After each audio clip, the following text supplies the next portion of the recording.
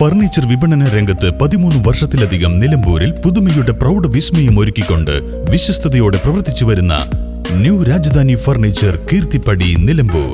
നിങ്ങളുടെ ആരോഗ്യം സംരക്ഷിക്കാൻ ലോകോത്തര ബ്രാൻഡായ ഹെർക്കുലീസ് ഫിറ്റ്നസ് എക്യുപ്മെന്റ്സുകൾ നിങ്ങൾക്കും സ്വന്തമാക്കാം. Wellnex fitness equipment sales and service near Seethi Haji stadium, Edavanna.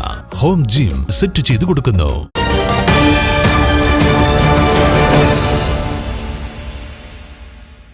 Wandoor അമ്പലപ്പടിയിൽ തനിച്ച് താമസിക്കുന്ന വയോധികയെ ആക്രമിച്ച് 2 പവനോളം തൂക്കം വരുന്ന 2 സ്വർണവളകൾ മുറിച്ചെടുത്ത 3-അംഗ മുഖംമൂടി സംഘത്തെ പോലീസ് അറസ്റ്റ് ചെയ്തു.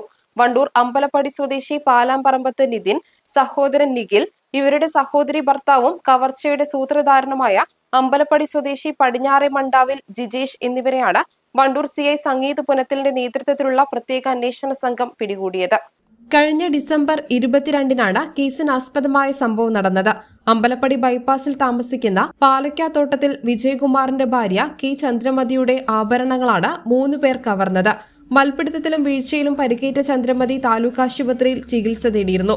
തുടർന്ന് ജില്ലാ പോലീസ് മേധാവിയുടെ നിർദ്ദേശപ്രകാരം നിലമ്പൂർ ഡിവൈഎസ്പി സാജു കെ എബ്രഹാമിന്റെ നേതൃത്വത്തിൽ പ്രത്യേക അന്വേഷണ സംഘം രൂപീകരിച്ച് നടത്തിയ അന്വേഷണത്തിലാണ് പ്രതികൾ പിടിയിലായത്.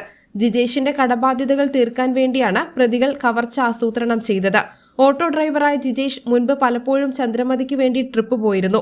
ചന്ദ്രമതി തനിച്ച് താമസിക്കുകയാണെന്നും ഇവരുടെ പക്കൽ സ്വർണ്ണാഭരണങ്ങൾ ഉണ്ടെന്നും മനസ്സിലാക്കിയ ജിജേഷ് കവർച്ചയ്ക്ക് വേണ്ട പദ്ധതികൾ ആസൂത്രണം ചെയ്തു. എറണാകുളത്ത് ജോലി ചെയ്തിരുന്ന നിഖിലിനെ ഇതിനായി നാട്ടിലേക്ക് വിളിച്ചു വരുത്തി. രാത്രി 8 മണിയോടെ മൂവരും ബാറിലെത്തി മദ്യപിച്ചതിനു ശേഷം ബാറിൽ നിന്നും ഇറങ്ങി ചന്ദ്രമതിയുടെ വീടിന് പുറകുവശത്തുള്ള വയലിലൂടെ നടന്ന് ചന്ദ്രമതിയുടെ വീട്ടിലെത്തി. പുറകുവശത്തെ വാതിലിൽ തട്ടി ശബ്ദമുണ്ടാക്കി. ശബ്ദം കേട്ട് വാതിൽ തുറന്ന ചന്ദ്രമതിയെ കരാട്ടയിൽ ബ്ലാക്ക് ബെൽറ്റ് നേടിയിട്ടുള്ള ജിജേഷ് പിന്നിൽ നിന്നും വായും മൂക്കും ബലമായി പൊത്തിപ്പിടിച്ചു. നിതിൻ കയ്യിൽ കരുതിയിരുന്ന കട്ടർ ഉപയോഗിച്ച് വളകൾ മുറിച്ചെടുത്തു. തിരിച്ചറിയാതിരിക്കാനായി മൂവരും മങ്കി ക്യാപ്പ് ധരിച്ചിരുന്നു. തെളിവ് നശിപ്പിക്കാനായി കൃത്യത്തിന് ശേഷം പരിസരത്ത് മുളകുപൊടി വിതറി. ശേഷം ബാറിന് സമീപം എത്തി കാറിൽ കയറി രക്ഷപ്പെട്ടു.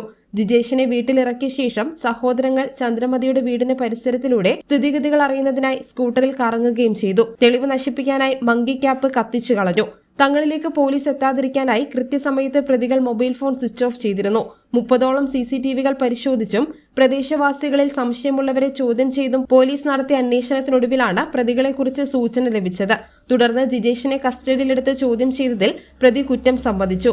മോഷണ മുതലുമായി നിഖിലിനെ ഇന്നലെ രാത്രി എറണാകുളത്ത് വെച്ചാണ് കസ്റ്റഡിയിലെടുത്തത്. പ്രതികളെ സംഭവ സ്ഥലത്തെത്തിച്ച് തെളിവെടുപ്പ് നടത്തി.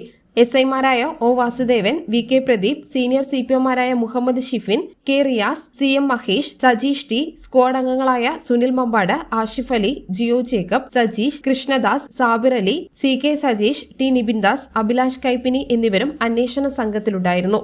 News bureau, Nilambur.